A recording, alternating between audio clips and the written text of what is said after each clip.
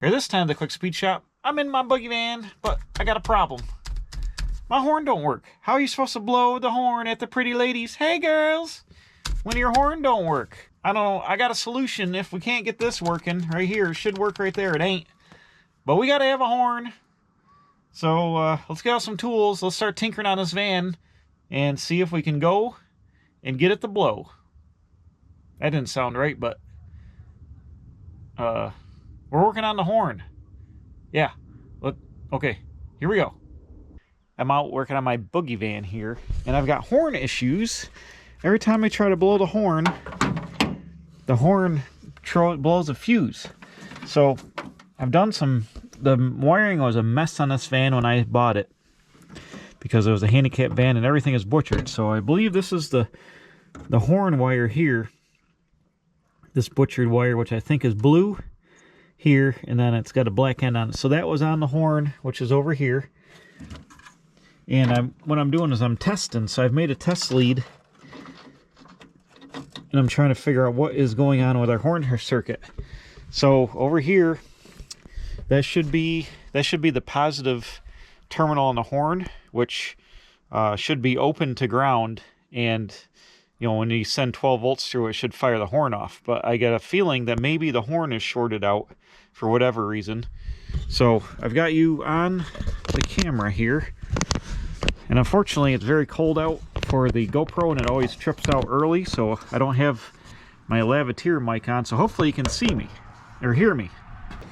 So first of all, I got my jump wire hooked to the horn, and if this worked, I should be able to make contact with the positive side of the battery through the test light here, and it should beep the horn. But it shouldn't light up the light. I think it should just go right through to the horn to fire the horn, because if it lights the horn up, that means we got a completed 12-volt circuit, which we shouldn't have from positive to positive. We should just have a straight shot. So if I hit this and it lights up, we got a problem. Am I hooked up here? Oh, my test light. Yep, look at that. My test light just lit up. So I've done this already once, so that's why I knew that. So let's get rid of the test light, and we're going to get out a meter here. And if you can see, where are you watching from? If you can see the meter, it's just got a really old 12-volt SunPro meter from back in the day, but it works. So right there, if you can see that, yep. I got it on continuity, so when I go together, this should go to 0, which proves that we got continuity. So if the battery, if the horn is indeed shorted out, when I go to my wire on the positive side of the hot side of the horn, so if the horn is shorted out, if I go to my wire that's going to the trigger side of the horn, and if I go to ground over here on the battery, uh-oh, we've got continuity, or almost continuity.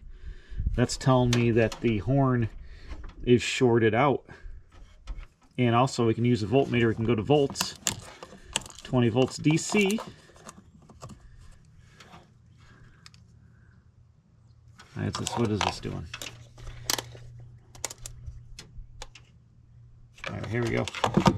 This thing's very old and finicky, but if we go to hook on this wire here, and if we go to the positive, if this shows 12 volts between the positive side of the battery, and if I put this in line with the positive side of the horn, it should show 0 voltage, because there's no path to ground. But if the horn is shorted out and I do this, it's showing 12 volts. So it's grounding out through the positive side of the horn and making a 12-volt circuit, which is on the meter there.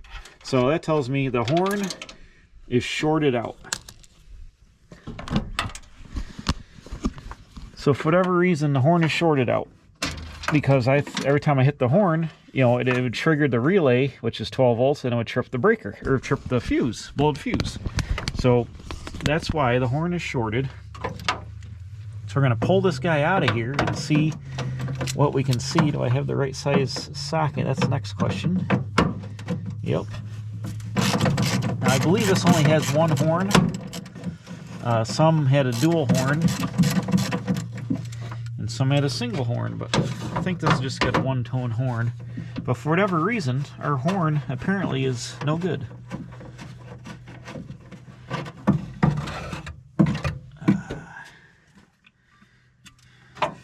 So now let's take our meter and let's just play with the horn here for a minute.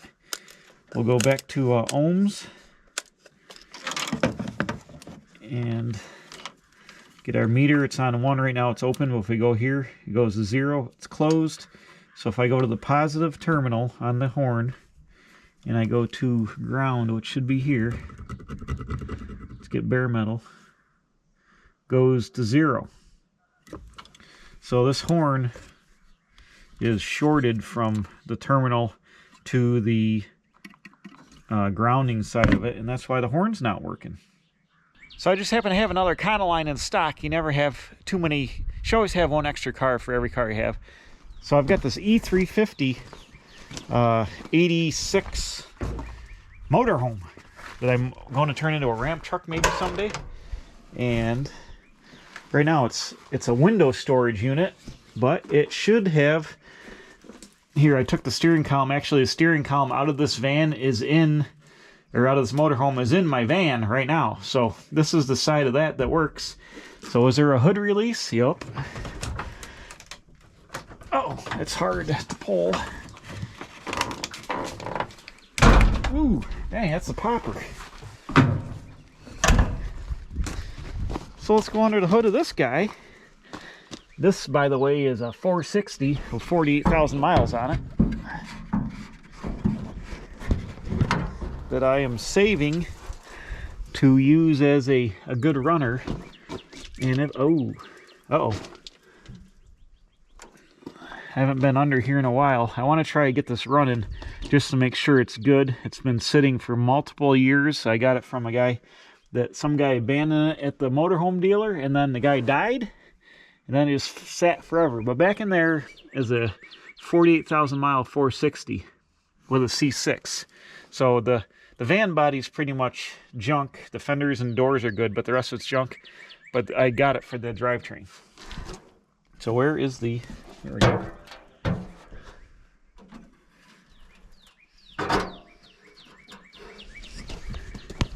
So this guy had 2 batteries apparently, because there's 2 batteries, but over here we have a horn in here. Can you see it? It's down in here, a horn. So let me take this one might have dual horns because it looks like it's got 2 wires coming off the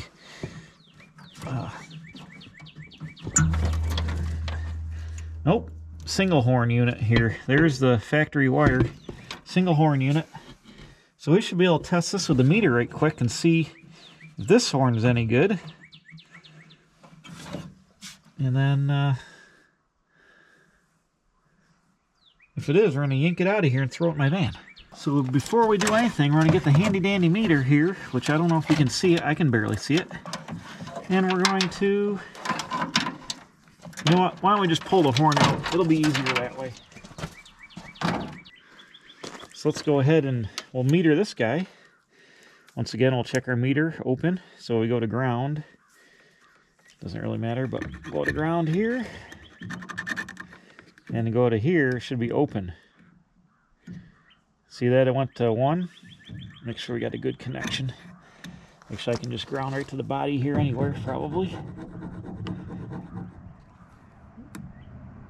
Okay, we got good continuity there. So if we go to here, uh-oh. Well, son of a bee sting. What does that tell me?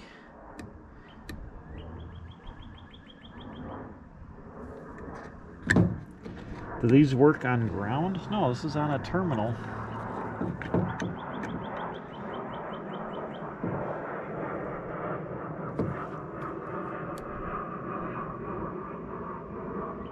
Huh.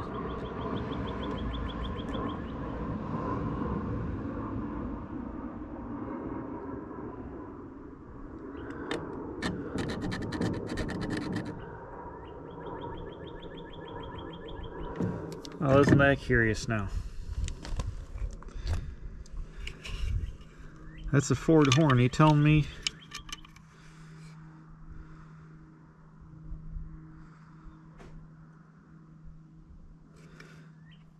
got to fire on 12 volts.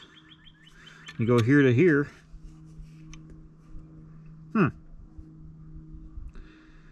Isn't that odd?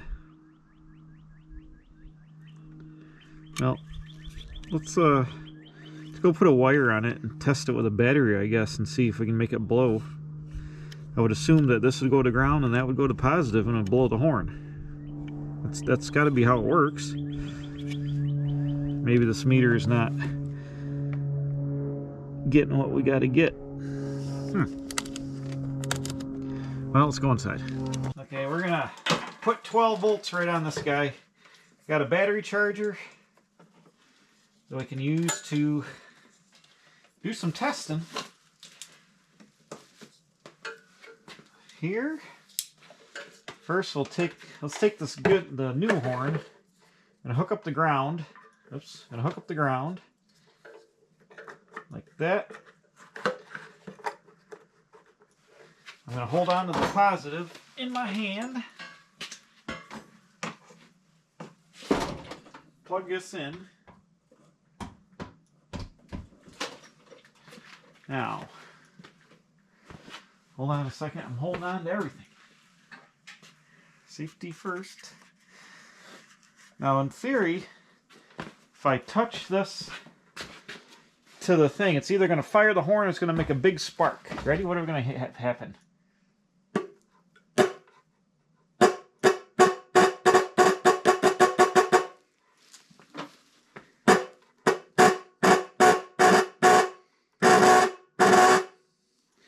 Okay, so that does something. I'm still curious as to why it's sparking.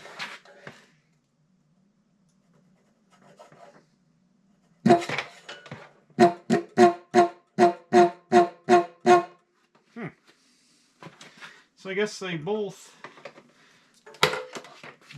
work. So I guess my metering technique was incorrect. But that's curious why I would light the test light up.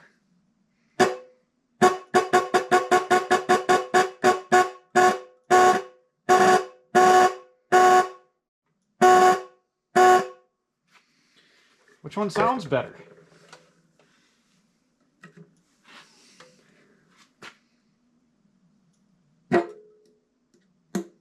Oop. Got a good ground. Don't have a good ground. I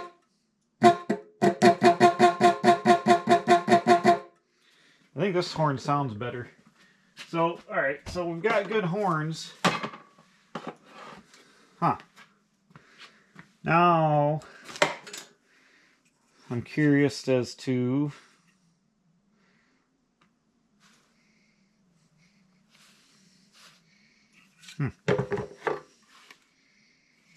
So it smells a little burny.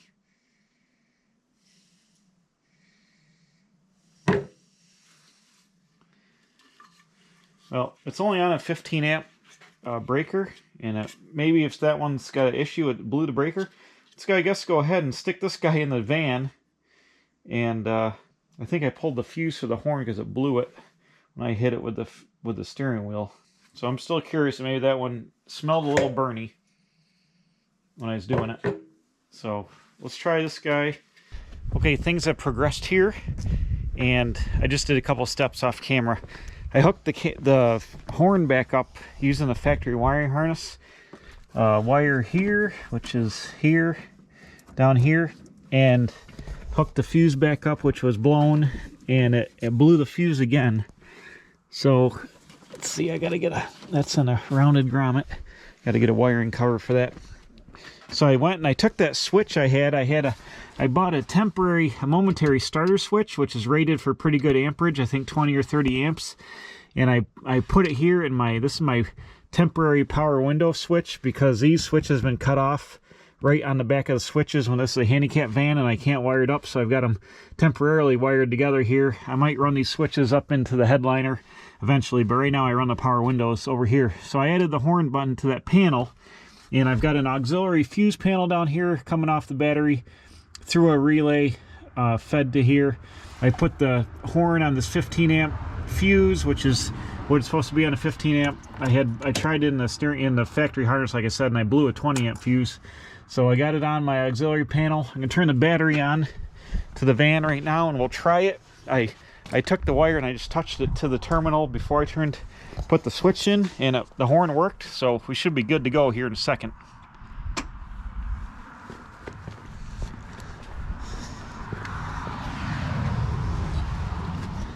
Battery is on, and if I hit the button,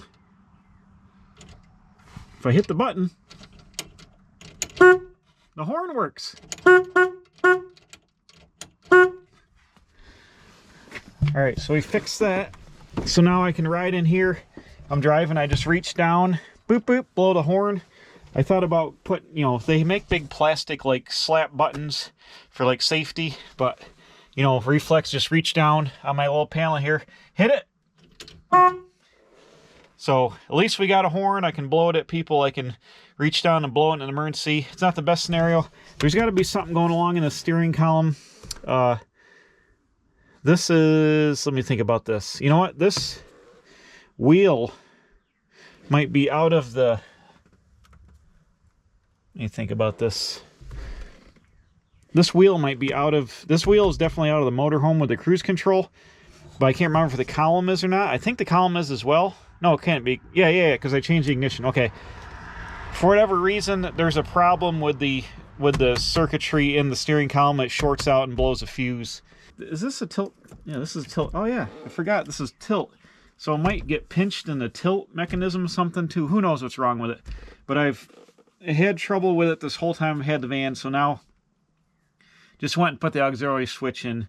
So we're not using a relay, not using a horn relay, just coming off the fuse panel through a 15 amp fuse to the switch, which is rated for 20 or 30 amps, like I said, and then out to the horn. So we're protected. It's not going to burn itself down. It's fuse protected.